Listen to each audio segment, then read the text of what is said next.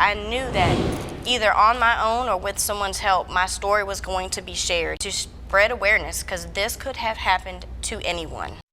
In a News Channel 6 exclusive, we hear from parents wrongly accused of child abuse finally getting the chance tonight to tell their story.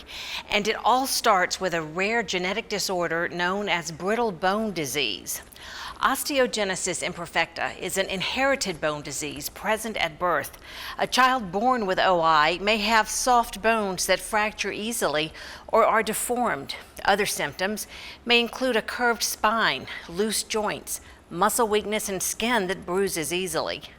On August 14, 2019, WJBF News Channel 6 and other media outlets reported William and Cara Partridge had been arrested for child cruelty. At the time, he was a firefighter in Columbia County, she a deputy jailer. 9 months later, the Augusta Judicial Circuit dropped those charges, but the judging and the stigma aren't so easily erased. My husband did accidentally drop our son as he was standing up. Baby Jackson was less than 1 month old. When we went to the hospital, they noticed 5 other fractures. At 3 weeks, Jackson had already been to the pediatrician 7 times and spent 2 nights in the hospital with feeding issues. He was born with multiple health problems, including malabsorption and vitamin D deficiency. He'd had feeding tubes, 7 different baby formulas, and was on several medicines. While we were in the hospital with him, we just noticed that there was already a stigma, a bias against us, the way we were being treated, the way we were being talked to. They just painted a picture of us as, how can a 3-week-old break their leg because he can't walk, he can't run? And we were just blamed for it. Aura of negativity kind of like painted over our faces and everything, and just people that I talk to on a daily basis, not necessarily friends, but some people I work with, kind of shunned me in a sense. I started joining groups on Facebook about fractured families, people with osteogenesis imperfecta, looking for professionals that would help us. Like, we were willing to go wherever it was in the United States. To their surprise, they found a doctor who was not only local, but had a child with OI. And she was very helpful. Once some of the doctors started to realize the patterns of different things that could cause weakened bones, they immediately took him off of those medications.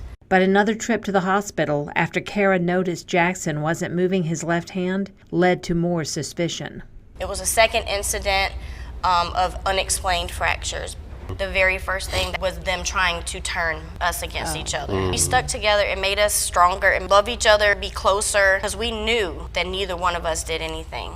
2 arrests and the removal of the child, despite pages of medical records explaining Jackson's OI diagnosis and other issues. And this was way before the time that we were arrested, which was in August of 2019. 9 months later, after a thorough investigation, it's stating the case was dropped due to... The district attorney's office dismissed the charges on May 6, 2020, due to medical information not being available at the time warrants were issued. 1 minute we couldn't see our son at all, and in a split second, go get your son, go home.